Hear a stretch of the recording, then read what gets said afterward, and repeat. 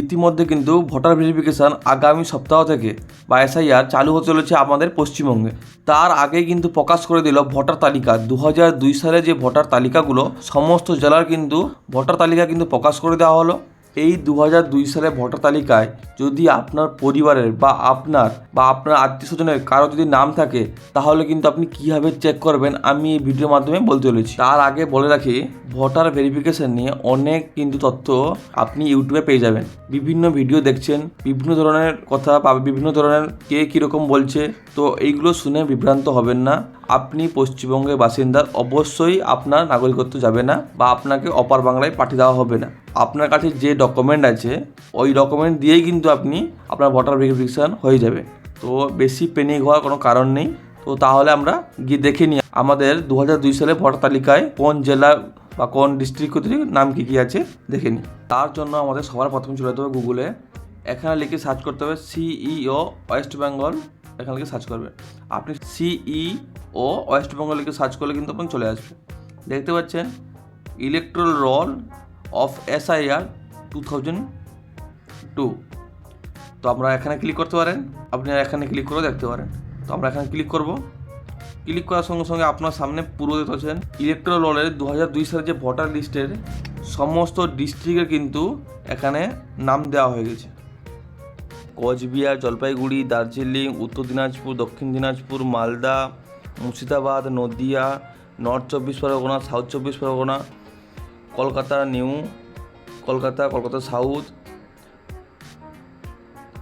তারপরে হাওড়া, হুগলি, মেদিনীপুর দুটো দেওয়া আছে, পূর্ব পশ্চিম মেদিনীপুর দেওয়া আছে, আবার পুরুলিয়া, বাঁকুড়া, বর্ধমান, বীরভূম সমস্ত জেলার কিন্তু এখানে নাম দেওয়া আছে।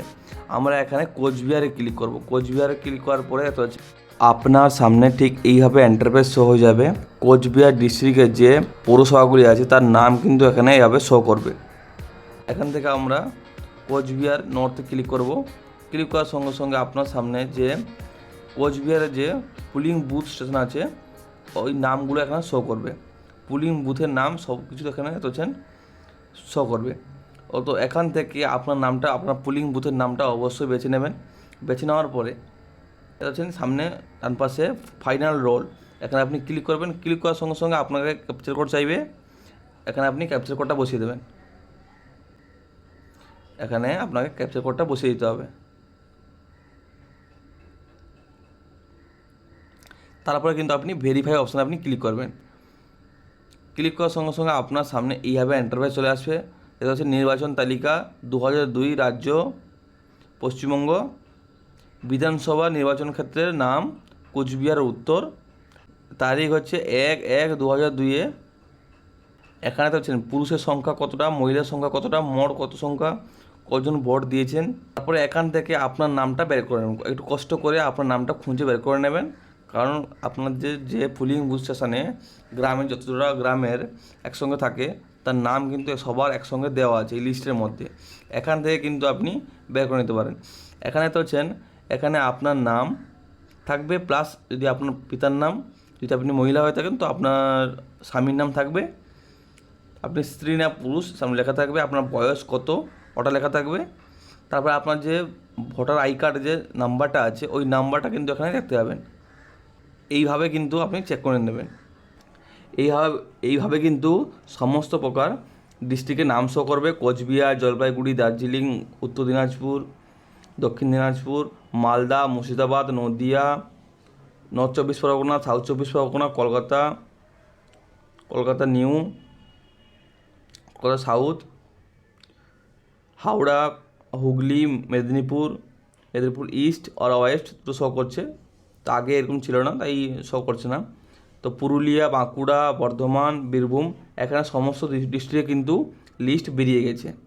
তো আপনি যে ডিস্ট্রিক্টে হয়ে থাকেন এখানে ক্লিক করবেন। ক্লিক করার পরে সেম আপনার পৌরসভা সিলেক্ট করে নেবেন, কোন পৌরসভা আন্ডারে আপনি আছেন তো এখানে আপনি চুজ করে নেবেন।